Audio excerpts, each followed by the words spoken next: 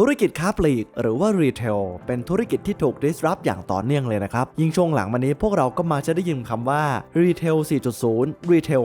5.0 แต่มันคืออะไรกันแน่ครับชีวิตเราจะเปลี่ยนไปอย่างไรและธุรกิจค้าปลีกจะทำควบคู่ไปกับการสร้างความยั่งยืนจะต้องทำยังไงเราจะพาทุกคนไปเจาะลึกเรื่องนี้กับทางฟูจิสึบริษัทที่เป็นเบื้องหลังความสำเร็จของธุรกิจค้าปลีกกับคุณคองเสี่ยวเอี้ยน Head of Consumer Experience Portfolio จาก Fujitsu APAC กันครับ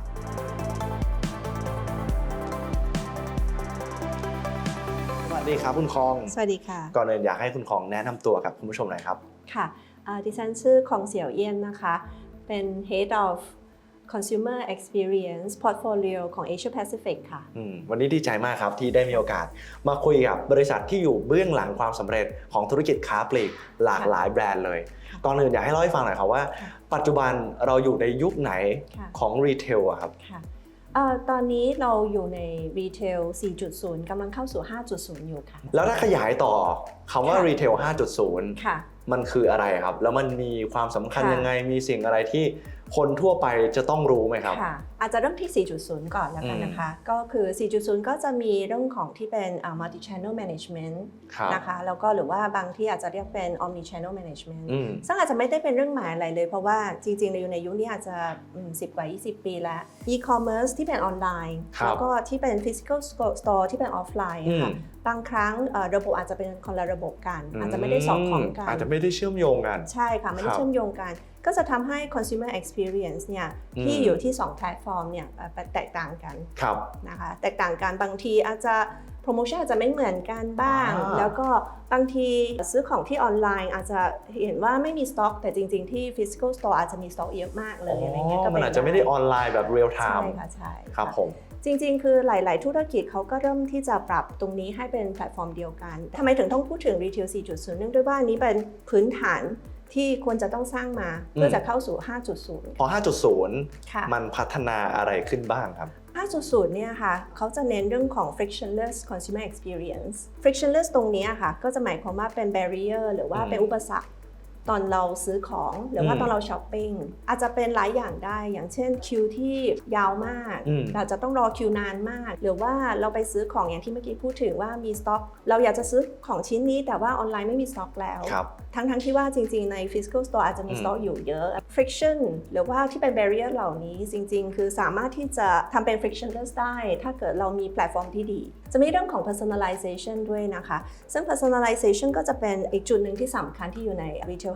5.0 เราก็ทราบว่าคือใน retail จริงๆในทุกๆธุรกิจตอนนี้คือ data ก็จะเยอะขึ้นทุกวันโดยเฉพาะอยู่ใน retail นะคะเราก็จะมี consumer มีข้อมูลของการซื้อของ consumer มีข้อมูลที่เขาชอบอะไรไม่ชอบอะไรพวกเหล่านี้ด้วยตรงนี้เนี่ยจริงๆ personalization มันอาจจะไม่ได้เป็นเรื่องใหม่มากเพราะว่าที่ผ่านมา marketing ของ retailer เขาก็จะมีใช้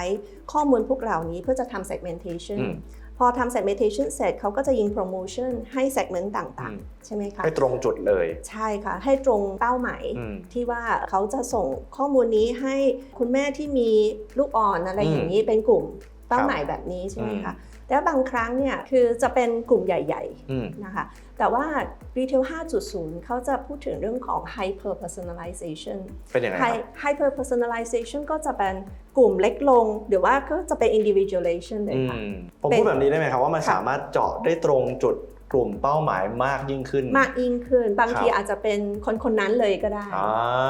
อย่างที่คุณคองยกตัวอย่างว่าที่ผ่านมาเรามีการเก็บข้อมูลสมมติว่ามีคุณแม่ที่มักจะซื้อของเกี่ยวกับเด็กเล็กอยู่เสมอเมื่อเรามีข้อมูลตรงนี้แล้วเราสามารถนำมาวิเคราะห์แล้วทำเป็นโปรโมชั่นเกี่ยวกับของเด็กเล็กเพื่อที่เขาจะได้กลับมาซื้อซ้ำกับเราได้นี่ก็เป็นสิ่งที่เรา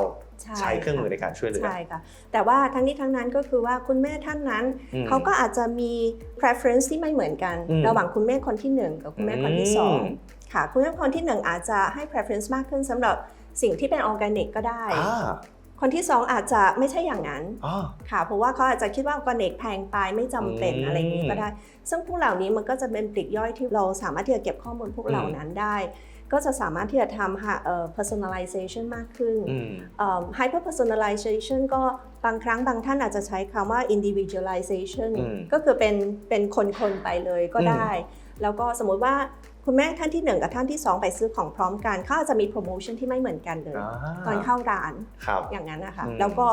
hyper personalization บางที่ก็อาจจะเป็นที่ real time เลยก็ได้เพราะว่าที่ผ่านมาสมมติว่าเราจะได้ voucher มาเราจะได้ voucher แล้วค่อยไปซื้อของอีก2อาทิตย์แต่ว่าเราซื้อของไปแล้วเขาเอาไปวิเคราะห์เอาข้อมูลไปวิเคราะห์แล้วค่อยส่ง voucher มาหลังจาก2อาทิตย์แต่ hyper personalization ก็จะเน้นที่ว่าเป็นเจาะจงคนมากขึ้นเป็น individual มากขึ้นแล้วก็อาจจะเป็น real time เลยก็ได้ real time นี่หมายถึงว่าบางทีเขาอาจจะไปอยู่ที่ห้างสรรพสินค้านั้นแล้วแล้วทราบแล้วว่าเราอยู่ที่นั่นใช่ค่ะยิงโปรโมชั่นทันทีเลยแล้วเราก็ใช้โปรโมชั่นทันทีเลยทุกวันนี้ไม่ว่าจะธุรกิจด้านไหนก็ตามครับคนจะพูดเรื่องของ sustainability เพื่อความยั่งยืนมาโดยตลอดเนี่ยในแง่มุมของธุรกิจค้าปลีกเราสามารถทำควบคู่ไปกับการสร้างความยั่งยืนได้ไหมครับเชื่อว่าทาง retailer ส่วนใหญ่เขาก็จะมีหลายๆ initiative ที่ทำอยู่ที่อาจจะไม่ได้เกี่ยวข้องกับเทคโนโลยีอย่างเช่นไม่ได้ใช้ถุงพลาสติกบ้างหรือว่าใช้ paper bag มากขึ้นหรือว่าอาจจะซื้อของที่แบบ environmental friendly มากขึ้นเอามาขายอะไรแบบนี้ใช่ไหมคะแต่ในแง่ของเทคโนโลยีนะคะที่ฟูจิสึสามารถจะช่วยลูกค้าได้ก็คืออาจจะมี 2-3 เรื่องนะคะ1คือเราสามารถที่จะใส่เซ็นเซอร์ไว้ที่หน้าร้านเพื่อจะจับเรื่องของ environmental factors อย่างเช่นที่เป็น energy ใส่ energy consumption เท่าไหร่นะคะแล้วก็เอามา visualize ที่ dashboard ให้ดูแต่ละส่วนของธุรกิจเนี่ยใช้ energy ไปเท่าไหร่แล้วเรามาวิเคราะห์เพื่อให้ทาง retailer สามารถที่จะเอาไปทำ optimization มากขึ้นเพื่อจะลดค่าไฟหรืออะไรต่างๆด้วยคือเราคำนึงถึงไปยันค่าไฟที่ใช้ในศูนย์ของเราด้วยใช่ค่ะอาจจะไม่ใช่ค่าน้ำค่าไฟอย่างเดียวก็จะมีแฟกเตอร์อื่นอย่างเช่นถ้าเราจับเรื่องของ data ของน้ำได้หรือว่าเรื่องของคาร์บอนไดออกไซด์ได้ที่อยู่ในร้านหรือว่าอยู่ในช้อปปิ้งมอลล์อะไรอย่างเงี้ยค่ะที่เราสามารถทำได้เหมือนกันเราพูดถึง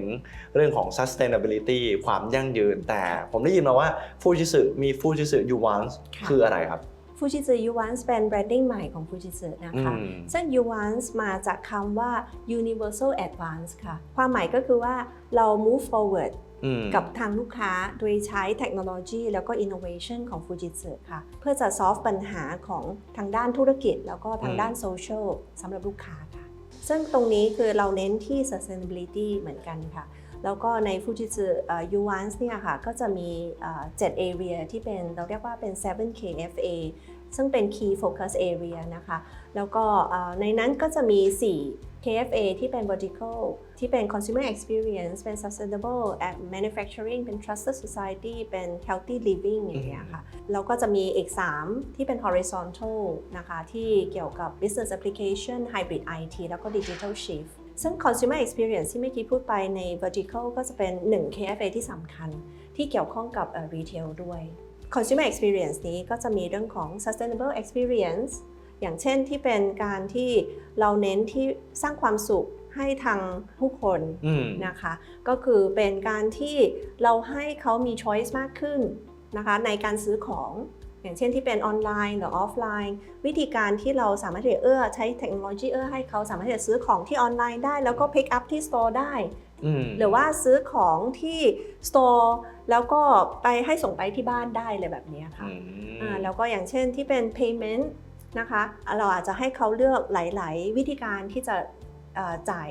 payment ได้หลายๆช่องทางหลายๆช่องทางก็อย่างเช่นเขาอาจจะใช้เป็นแคชเชียร์ธรรมดาได้หรือว่าจะเป็นโมบายโพสก็ได้เป็นเซลฟ์เช็คเอาท์ก็ได้ในประเทศที่เป็นยุโรปหรือว่าอเมริกาเขาจะเริ่มมีที่เป็นเซลฟ์สแกนนิ่งเราสามารถที่จะดาวน์โหลดแอปมาเพื่อจะสแกนสินค้าด้วยโมบายโฟนของเราเองได้ด้วยอะไรแบบนี้ค่ะตรงนี้ก็จะเป็น sustainable experience แล้วก็จะมีเรื่องของที่เป็น sustainable enterprise ที่ว่าเราช่วยหลังบ้านให้ยั่งยืนเรื่องของ profit เรื่องของ revenue ต่างๆแล้วก็ในของที่เป็น sustainable enterprise ก็จะมีอย่างเช่นที่เป็น IoT operation cockpit ที่สามารถที่จะ detect ได้หรือว่า monitor เรื่องของอย่างเช่นที่เป็น energy consumption ที่อยู่ในร้านค้าได้ด้วยเพื่อให้ทางร้านค้าสามารถที่จะ monitor ตัวเองในการใช้ energy แล้วก็เอาไปวิเคราะห์แล้วก็เลือกวิธีที่จะ optimize ตรงนั้นได้ให้ไม่ใช้ energy จนมากเกินไปนะคะนี่ก็จะเป็นส่วนหนึ่งของ sustainability ด้วยค่ะ แล้วสุดท้ายเราก็จะมี sustainable supply chain นะคะตัวอย่างหนึ่งก็คือจะเป็นพวกที่เป็นอย่างเช่นเป็น product traceability เราสามารถให้ลูกค้ายิงที่เป็น QR code แล้วก็สอบกลับไปได้ว่าทั้ง supply chain เนี่ยค่ะที่ไปที่มาของสินค้าชิ้นนี้เป็นยังไงอย่างเช่นที่เป็น raw material ใช้อะไรบ้างแล้วก็การผลิตผ่านอะไรมาใช้แรงงานถูกกฎหมายไหมแล้วก็ใช้energy เท่าไหร่ใช้ water เท่าไหร่อะไรแบบนี้ค่ะการโปร่งใสตรงนี้มันสำคัญสำหรับลูกหลานเราต่อไปโดยเฉพาะ generation Z ตอนนี้เขาจะเริ่ม aware เรื่องของ environmental แล้วในความเป็นจริง sustainability ก็ไม่ใช่ environmental อย่างเดียวก็จะมีเรื่องของ human right ด้วยว่าใช้แรงงานถูกต้องตามกฎหมายหรือเปล่าในพวกเหล่านี้ด้วยแล้วสำหรับผู้ประกอบการก็จะมีช่องทางหนึ่งสามารถให้เขาสร้างแบรนด์ที่ดีขึ้นสำหรับ consumer ได้แล้วก็เขาก็จะสามารถใช้ supply chain นี้เพื่อจะแพลนเรื่องของ supply chain เขาได้ดีขึ้นด้วยค่ะได้มีการพูดถึงเรื่องของการเก็บข้อมูลอย่าง Data และแน่นอนว่ามีการยิงโปรโมชั่นแบบ Real Time น่าจะมี AI เข้ามาช่วยเหลือด้วยใช่ค่ะอยากให้เราดูตรงนี้หน่อยครับว่า AI Data เข้ามาช่วยเหลือในวงการรีเทลยังไงบ้างและทำยังไงบ้างนอกจากที่เมื่อกี้พูดถึงเรื่องของที่เป็น frictionless consumer experience แล้วก็ personalization ที่สามารถใช้ AI เข้ามาวิเคราะห์จะโปรโมทอะไรให้อาจจะไม่ใช่ segment ที่ใหญ่ละอาจจะ segment เล็กลงหรือว่าเป็น individual เลยด้วยซ้ำก็นอกเหนือจากนั้นก็คือเทรนด์อีกอันหนึ่งของ Retail 5.0 ก็จะอยู่ที่ loss prevention ด้วยค่ะ loss prevention ตรงนี้คือหมายความว่าเราสามารถใช้ AI เพื่อจะวิเคราะห์มีทุจริตเกิดขึ้นหรือเปล่าในบริษัทไม่ว่าจะเป็นทุจริตของทางด้านที่เป็น cashier ก็คือเป็น employee ตัวเองหรือว่าที่เป็นทางลูกค้าก็คือเพราะว่าทุกวันนี้จะมีแคชเชียร์ที่คอยเก็บเงินคิดเงินลูกค้าบางทีไม่รู้ว่าเงินนั้นตรงไปตรงมามีการมุกมิกไปหรือเปล่าหรือว่าลูกค้าเองมีการสแกนบาร์โค้ดตัวสินค้าครบทุกอันหรือเปล่าแล้วเราเช็คยังไงครับอย่างนี้ก็คือว่าถ้าเกิดเป็นแคชเชียร์ตรงนี้ค่ะเราก็จะมีมาตรการก็คือเป็น data analytics นะคะมาเช็ครายการทุกรายการที่ถูกสแกนไปแล้วก็บางครั้งอาจจะมีการที่ void หรือว่าบางครั้งอาจจะมีการที่ cancel อะไรต่างๆซึ่งตรงนี้ก็โดยประสบการณ์ของทางฟูจิสึนะคะที่อยู่ใน retail area ประมาณ20 กว่าปีเราก็จะมีการที่จะพูดคุยกับลูกค้าแล้วก็เข้าใจพฤติกรรมต่างๆที่ว่ามาอาจจะมีทุจริตที่กำลังจะเกิดขึ้นอยู่ค่ะซึ่งคาดการล่วงหน้าได้แล้วก็สามารถที่จะวิเคราะห์ได้ว่าอันนี้อาจจะเป็น possible fraud ได้เพื่อให้ทาง store manager ไป investigate อีกทีนึงเราไม่ได้อีกครั้งหนึ่งเนาะใช่ค่ะไปเช็คอีกครั้งหนึ่งเกิดขึ้นบ่อยๆแบบนี้แล้วก็เกิดขึ้นกับคนนี้บ่อยอะไรเงี้ยค่ะแสดงว่าก่อนหน้านี้ถ้ายังไม่ได้มีการนำ AI และ Data เข้ามาก็จะเกิดปัญหาแบบนี้เกิดขึ้นโดยที่ไม่รู้ว่ามันมาจากไหนใช่ค่ะอาจจะไม่รู้ว่ามาจากไหนอาจจะเช็คได้ยากอะไรเงี้ยค่ะแต่อันนี้ก็คือโดยใช้ AI แล้วก็ Data Analytics สามารถที่จะหาข้อมูลตรงนี้เหล่านี้ออกมา summary ให้เป็นแดชบอร์ดอะไรเงี้ยให้ดูได้เลยก็สะดวกขึ้นมากเลยนะครับใช่ค่ะอันนี้คือในแง่ของที่เป็น prevent fraud ของทางด้านที่เป็นพนักงานตัวเองถ้าเกิดเป็นของ customer เนื่องด้วยตอนนี้จะมี self check out มากขึ้นนะคะซึ่งเรา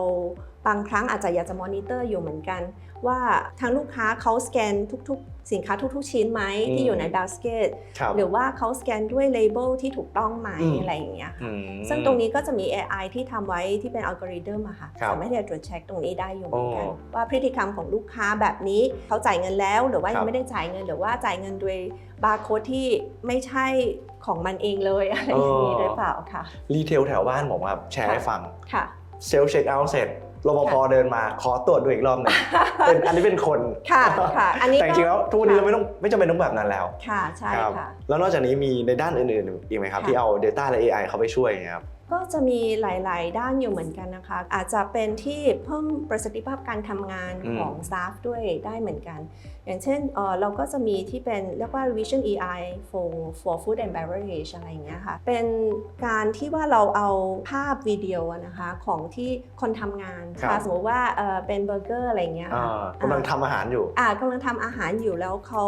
คือเขาเรียนมาต้องทำอาหารอันนี้ในกี่นาทีแต่จริงๆคือมันมีสูตรของเขาว่าต้อง ค่ะ ทำประมาณนี้ใส่อันนี้อยู่ ใช่ค่ะก็จะเป็นเหมือนการ monitoring ด้วย ครับ ว่า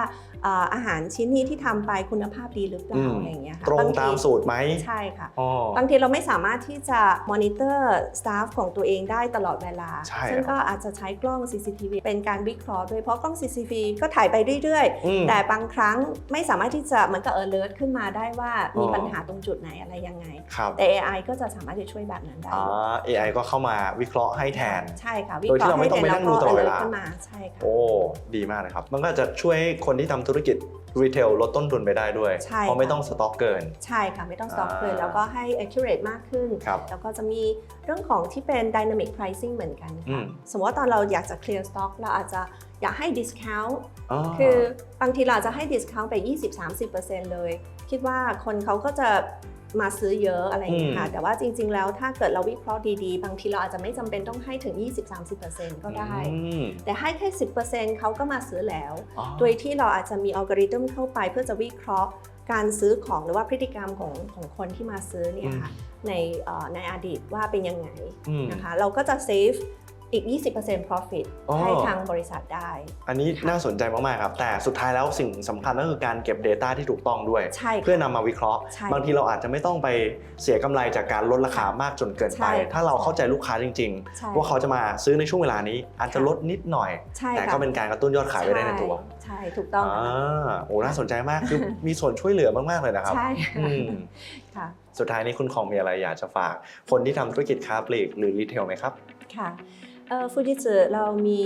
เทคโนโลยีแล้วก็มี innovation เยอะนะคะที่สามารถที่จะช่วยลูกค้า solve ปัญหาของธุรกิจ แล้วก็ solve ปัญหาของโซเชียลได้นะคะทีมงานก็จะมีประสบการณ์ค่อนข้างเยอะ 20-30 ปีเลย เพื่อจะช่วยลูกค้าสามารถที่จะทำ digital transformation แล้วก็ sustainability ด้วย แล้วที่สำคัญก็คือว่าฟูจิสึค่อนข้างที่จะ aggressive ในทางด้านของที่เป็น retail นะคะเพราะปีที่แล้วเราก็ได้ซื้อบริษัทที่เป็น GK ไป ตอนนี้เราเป็นผู้ถือหุ้นใหญ่ ก็พาร์ทเนอร์กับ GK เนี่ยที่เป็น retail innovator อันดับหนึ่งนะคะในโลก ซึ่งเรามั่นใจว่าเราสามารถที่จะช่วยลูกค้าของเราที่อยู่ใน retail space นะคะได้มี revenue แล้วก็ profit ที่เยอะขึ้นมากขึ้นด้วยค่ะ วันนี้ที่ได้มีโอกาสมาคุยกับคุณคองนะครับจะเห็นว่า Retail 4.0 Retail 5.0 มันมีความสำคัญยังไงในการช่วยภาคอุตสาหกรรมด้านการค้าปลีกนะครับไม่ว่าจะเป็นฝั่งผู้ซื้อหรือว่าฝั่งผู้ขายนะครับนอกจากนี้ก็จะเห็นว่าเรื่องของความยั่งยืนมันไม่ใช่เป็นเรื่องของใครคนใดคนหนึ่งนะครับจากที่ได้คุยกับคุณคองมาจะเห็นว่าทุกคนหันมาให้ความสนใจมากขึ้น เพราะว่ามันไม่ใช่อะไรที่เราจะมองข้ามได้ แล้วมันเป็นอะไรที่เราต้องทำเพื่อลูกหลานเพื่ออนาคตของโลกเรา ใช่ และมันอยู่ได้ดีมากยิ่งขึ้นนะครับวันนี้ขอบคุณพี่คองมากเลยครับ ค่ะขอบคุณค่ะ